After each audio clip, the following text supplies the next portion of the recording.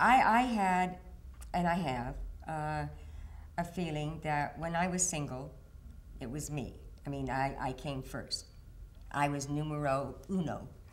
Um, when I got married, I felt I am of the old school. I know the feminists are going to hate me right now, but that's how I was raised, and that was the time I was raised. So I can't change that. I did put my husband. It was my husband and then me, and like when we were to do Houdini, when George Pal at Paramount um, uh, borrowed Tony to play Houdini, and they desperately wanted me to play Mrs. Houdini, which which it was our first pairing, and because we were a hot couple, it seemed natural. And MGM was agreeable, but they were haggling over, like, they felt because I was more established that I should have first billing. And they were, going back and forth. The money didn't matter. I mean, in other words, I think the money was fine. I don't think they were haggling. But MGM was haggling what they felt was right, in that I should have first billing because I was more established. And I didn't know what was happening, and I talked to my agent at one point, and I said, what's going on? I mean, are we going to do it or not? It would be such fun. I want to do it. And he said, and he told me what was wrong. And I said, you go back and you tell the studio that I always will take second billing to my husband. I don't care if he's made one picture and I've made 100, that's the way it is. So that's how I did Houdini. And I did all the rest of the pictures that I did with him the same way. Then, of course, he absolutely came up and he deserved it anyway. But I'm just saying that was my feeling. In all truthfulness, that was my belief. Also, when I had my children, I took like a year and a half off because I wanted to be, with my children as long as possible. When I had my children, I took a year and a half off because I wanted to have that time with them. Precious time, that as much as I could, much like Jamie is doing right now with Tom, the second baby. She wants that quality time, which she feels that maybe she didn't have enough of with Annie. Not that there's any problem, it's just that she doesn't want to miss it.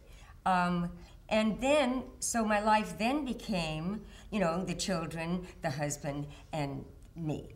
And that's the way I wanted it. And no, I didn't work as much. And I didn't let it interfere with if he had to go away on location, I didn't work. I went with him. And that's fine. That's the way I think it should have been. It happened that toward the end of our relationship, when things weren't going as well as they had been, that I did do Manchurian Candidate.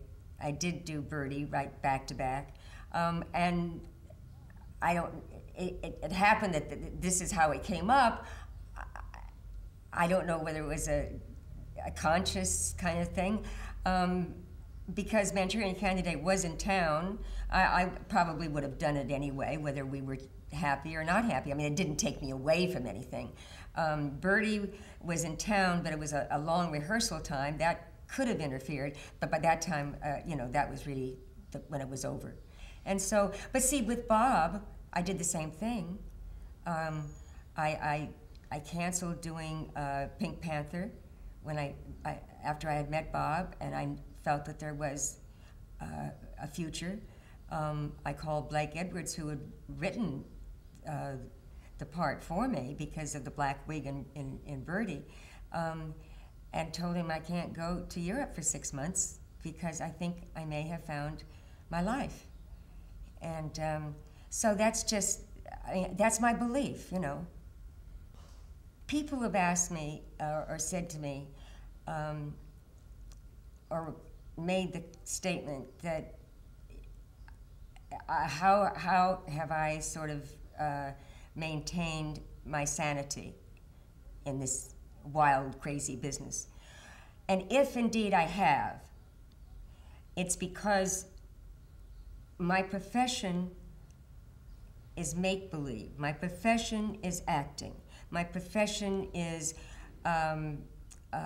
being all these wonderful characters, and it happens that there's great visibility because that just is part of my profession.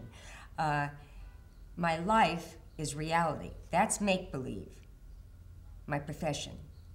My life is reality, and that's my home, my husband, my children, my friends. That is reality. This is make-believe. So I can't have a life of make-believe.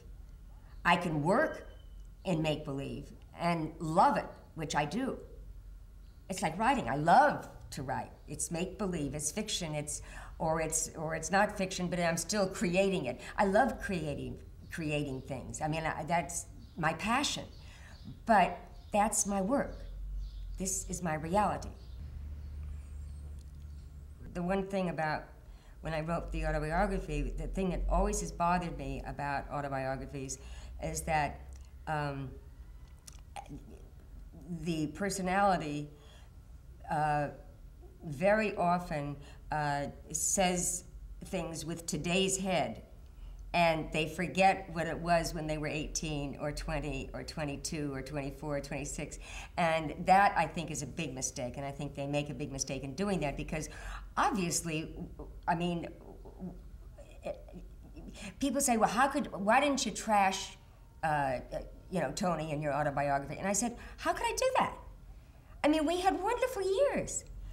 I wouldn't have married him if I wasn't in love with him. We wouldn't have stayed together at all if it hadn't been a great love. The fact that it eventually, went different ways doesn't negate the beginning or what happened. I mean, you don't do that. See, that's what I get all upset about when people try to put what they know today on those years, and that's just not true.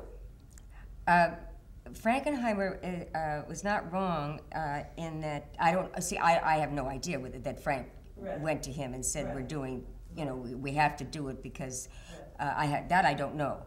I do know that it was a very bad time, and Frank probably knew because Frank knew Tony was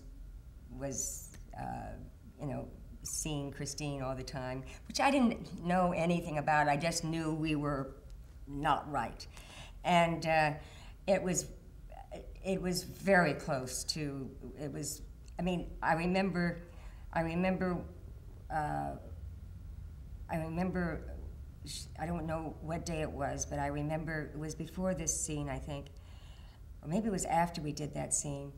But I was working, and I called home because I wasn't sure whether he was going to pick me up or what we were doing, and he wasn't home, and Howard was standing there, and he looked at me because he knew, everybody knew, and he said, I'm sorry, Janet, he said, I'll take you home.